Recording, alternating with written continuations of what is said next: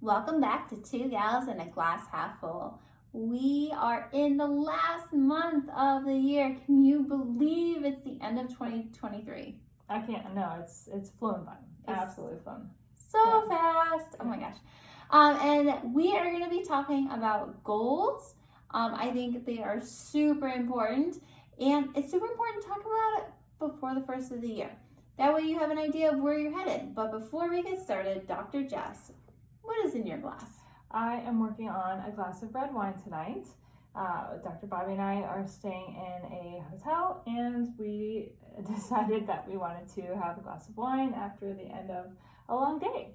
And so, Dr. Bobbie, what's in your glass? I'm sharing the same glass of red wine. It's a cab, I believe. It's very good. Absolutely. So, we are in the first week of December, and we're going into January, and that's a big time of year when people are typically thinking about New Year's resolutions. And so, I know I'm more supportive of more sustainable lifestyle change rather than these one-off goals. And so what better time to really challenge people to think about, what do I want and why do I want that? Because I think that drives everything. So instead of maybe this year setting a New Year's resolution that is, I want to lose 10 pounds or something like that, which is fine. You might have a really good why you want to do that, and it makes sense for you. But I do think to take the time for the pause, and that's what we're kind of talking about today, is let's come about any type of goal setting with intention. And so first things first are, what is goal setting, right? So visually we can see it, right?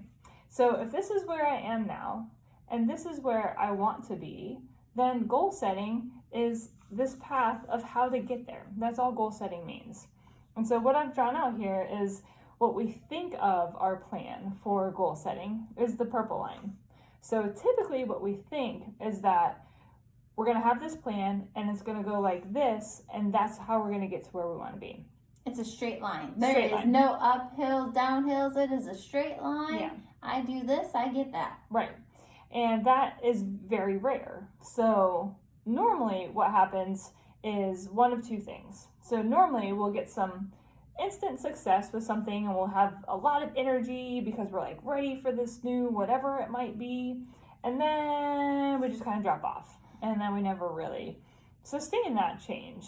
And so that's the whole reason why when you don't come about goal setting with mindfulness and intention, it's really hard to implement change that's going to get you from here to there, because you're here for a reason. That's whether it's lifestyle or behavior or circumstance or whatever it might be, you're here because of something. And if you want to be there, something has to change. And I'm not saying it in a mean way. I'm just saying, this is the real answer. Well, and that's why I'm not a big fan of New Year resolutions. And the reason is most are within the first 4 to 6 weeks are down here. Right. You've fallen off. And if any of you have been to a gym in January, you know, as a regular goer, if you're going to miss any time at the gym, you miss the first 2 weeks of January, because everyone has this great idea that they're going to go to the gym every day. But if you haven't changed your environment and you haven't set yourself up for success, within the first 4 to 6 weeks, most of us, and I'm going to say us because I have been there. We've all done it. We've all done it. Are going to fail. Right. So the real answer is that when we are trying to make change, essentially we're going to get some gains, and then we're going to lose some of those gains. And then we're going to make some more gains, and then we're going to lose some more of those gains. And we're going to keep doing this as we move in the upward direction. The idea is that as long as we don't lose more than we've gained, then we are still moving in the positive direction. So, meaning I decided I wanted to exercise because it's going to help me improve my blood pressure, it's going to help me improve my weight, it's going to help me improve my emotional stability and mood, it's going to help me with energy, all of these beneficial reasons for why I want to exercise. Okay, great. So I start off and I'm like, yeah. And then I went a little too hard and I got kind of sore because that's what happens. So then I take a couple of days off. And then I'm like, okay, this time I'm not gonna do as much because I don't want to get that sore. And so I do a little bit less, and so I make these gains. But I still get sore because that's the real answer of exercise, is that it's called delayed onset muscle soreness. So you're going to get sore in the repair process. Or, like in my case, life gets in the way. Or life, or whatever. You like just feel like time. Like, I don't have enough time to anything. do this. And it's like, for some of us, it's the first thing out the door. Mm-hmm. And no, not for her. But for anybody, Yeah. it's a challenge. It really is. And exercise is just one example. But the whole idea is that as long as you keep getting out there and keep trying, you will move in a forward direction. It's just not going to be a straight trajectory without any insult. So lifestyle change is messy. It just is. And you can still do it. So that's the fun part of goal setting, is first we take a step back and say, how do I even know where I want to be? Mm-hmm. And so that's kind of the whole point of the episode today, is how do we make that decision? What kind of tools and strategies do we even use to say, where do I want to be? Yeah. So how do you do that? So we have a great PDF that can help you with this. And what we do is we kind of sit down, and I actually do it each year. I sit down in the month of December, typically with a glass of wine next to the fire, because I live in Chicago and you want to be nice and warm.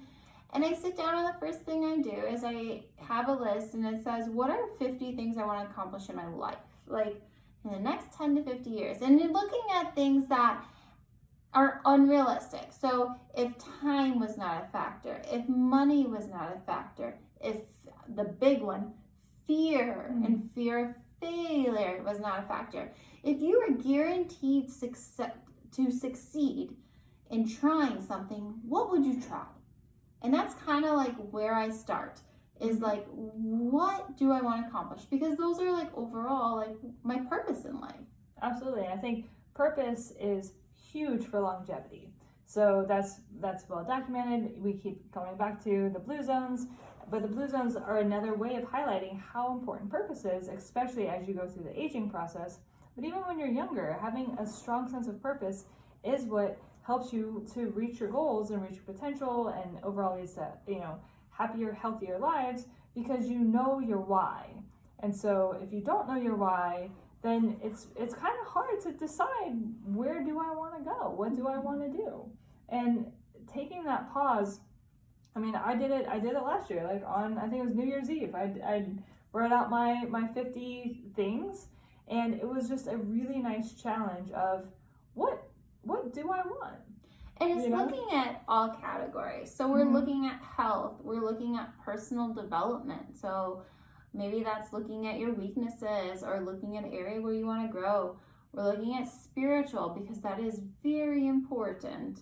It doesn't matter what you believe in, or but spirit it's in the blue zone. It's one of the things that's really important. We're looking at did I say health already? I don't remember. Like health, Yeah. Financial. Yeah. There's like 7 things that you want to look at, and you want to make sure it's like you're getting the whole wheel, and you're balancing that wheel with your goals. It can't all be in one. It can't all be, and I think the most popular one is weight loss or exercise or something along there. It has to include everything. Yeah. And that's how lifestyle change is sustainable. So if you don't kind of include each of those, then you're never really going to be balanced as a human. And so when you're not balanced, it's too hard, really. It's too hard to put all of those eggs into this basket when other needs aren't met. And so you're going to steal from the basket that is too full, and then now you feel like you're failing in this goal that you've set. And so then you see that like that downward, like, oh, I can't do it, I'm this, I'm that, and all that negativity. And it's really just not necessary if we set realistic goals that consider a lot of different categories, so that you're really meeting yourself where you are and filling in your weaknesses with areas that can stand improvement. And that's all it is. It doesn't have to be this like, if I hit this number, all of a sudden I'm going to be happy.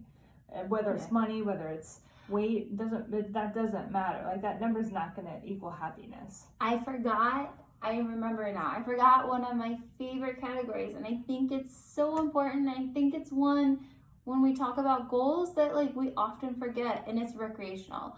And by recreational, it's like, what do you want to do? Like, how many times have you said, I want to go to that carnival, I want to go to that festival, I want to go visit this city, I want to be, how often do we take time to be a tourist in the city we live in? Right.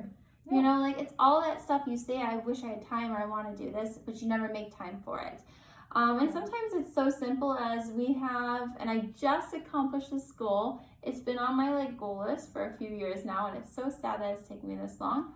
But we have free libraries. Like there are these little free libraries that are outside houses where they put in books, you put in books, you can take books. It's not like an actual library that you go to. It's like this little tiny hut outside of a house that they make. And one of my goals was to always go get a book from there. And I finally did that like a month ago. And it was like, it's little things, but it just like brings so much joy and happiness, and it's something you want to do. So I think that's a category that's forgotten about a lot. It's very easy to take out some of these things that really do bring us just peace and happiness. I mean, I have people tell me, like, they'll ask on a regular basis, why do you garden? You can go to the grocery store and buy food. And it's like, I know I can go to the grocery store and buy food. Thank you for the information. I appreciate that. Like, what am I supposed to say to that? Right. Like, what do you really want my answer to be? Because I've got a lot of different, very sarcastic things that can come out of my mouth that are not. Let's hear two of them. What do you want to say? What does that heart really want to say sometimes? Yeah, I don't know that we should say that. But anyway, please don't say that to people. It's not kind. Like making inferences as if like their recreation is pointless. Yeah. Because there probably is a lot behind their recreation that brings them peace, and it brings them happiness, and it brings them time they can spend together with their family. Who knows what their why is? But just like acting as if it's a waste of time, just it's interesting. It's just interesting to me that that's the concept sometimes. But for me, it's gardening, right? And this year's been so busy for us, and we've had so many projects going on at the house, and then obviously 2 kids and work and clinic and everything. So there's times where I literally have 15 minutes on the weekend to go out there, and you know what? I love those 15 minutes. And I take those 15 minutes and I say hi to my plants. And there's days where I'll have like an hour and a half. And it just kind of depends on the day. But you know what? If I can go out there and just like putz a little bit, check in on things. How are you doing over there? Let's see how, it's like, it calms. It's just quiet. It's peaceful. I love seeing the growth that happens. I like being able to feed my family from the garden. I love being able to teach my kids how to garden and grow their own food. And we create recipes together with like, okay, like, let's see what's ready. And so recreation in that way is so vitally important for my nervous system, for my family time. And I think that's something that is not always valued, and I perceive that it is highly valuable. Yeah. So I think it's important that we start, and you start with, what do you want to accomplish? Yep. What do you love? What do you dream about? I know one of my big dreams I'll share is I one day want to own a rescue for animals, for dogs. Like I want a sanctuary where dogs can just run free and live forever unless they get adopted, and things like that. And I don't have the financial means for that right now. I live in the middle of a big city. Like, it's very unrealistic, and it isn't happening in the next 5-10 years, most likely. I won't say never. But it's still a dream, a goal. I put it down. Absolutely. I want to be a master gardener in retirement. I want to run marathons and be a master gardener. I heard you say that earlier on this trip, and I was like, what's a master gardener? They are people that have studied gardening to the point where they can diagnose problems with plants, and they can, if there's, they know which plants go in sunlight versus shade, and this kind of soil versus that kind of soil. Without looking it up. Yeah, this kind of leaf pattern means that this is wrong, and this is what you do about it. It's kind of what I do with humans, but with plants, right? But I already have my retirement plan picked out. But that's my goal, and right now I know that I do not have the time for that right now. However, that is a goal of mine, right? I would love when I have more time, the kids are out of the house, they're doing their own thing, you know, that's like, I would love to learn more about that. But right now I'm learning about how to help humans feel better because I'm a physical therapist. Yeah. But I think it's important to write it down. I think it's important to like put it out there in the universe. Like, this is what my heart desires. And I think there's some power behind just writing it down. Then it's real. It's not real until you like actually write it down and make it like tangible. And then all of a sudden it's like, well, now I can't unsee it. Yeah. That's my phrase. I can't unsee it. Once it's there. Right. So we start with like the big aspirations of like, don't hold back, because it helps you realize what's really inside. Now that doesn't mean that those are the goals that you will achieve, you know, in the first 3 months of the year, or first even complete within a year. Those are different. It just helps you to start to guide of like, what do I really want out of life? And from there, then you can start to break it down into tangible things that are realistic for certain time frames. And I always think it's good to see if there's something that's like a bigger goal that would take a while, 6 months or a year to actually complete, then break that back down into steps that are actually achievable in a smaller period of time. Because otherwise you get so lost along the way that you feel like you haven't made gains. And so it's like our dopamine release in our brain when we succeed at things gotta have those little wins. Yeah, like we need to have wins. So we've put together like 30-day challenges, and these are all like in PDF form. And so in these 30-day challenges, it's like, hey, these are like tangible wins that I can make for self-care, for intake of water, for exercise, you know, all of these different kinds of categories. And it just kind of helps you get like a jump start of like, I can do this, I can hold myself accountable, I can achieve these goals. And from there, the goal is to get it going, and then we start turning that into some true lifestyle change. And so that's kind of why we've come up with smaller challenges, so that it's like, hey, this is cool. Like, I can do this. Yeah. So our goal for you for this week, first week of December, is to write those 50 goals. Because each week we're going to take you through then how to break those goals down in all the different categories and make small, sustainable goals to help you reach those big goals. Yeah, no, and that's what it is. It's like just small bits. Don't try and take it on all at once. It's not realistic. Even just writing those 50 things down, if you actually sit down and like pause in the quiet without distractions and let yourself really think about in each of those categories that Dr. Bobbie talked about, of like finance and, you know, spirituality, like relationships, health, family, recreation,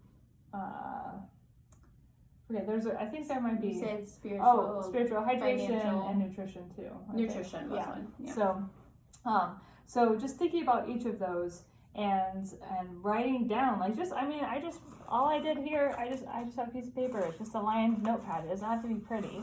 I like to make mine pretty. Just for fun, each category, there's 7 categories. Each category has its own color. That's just for me. That makes it enjoyable. So it doesn't have to be that way. It can be simple. Yeah, it's whatever works for you. So that's our challenge. So try and find those 50 things, 50 big life goals. And then next week we'll be following up with kind of coming into some of those categories and getting a little bit more specific. So stay tuned, everybody.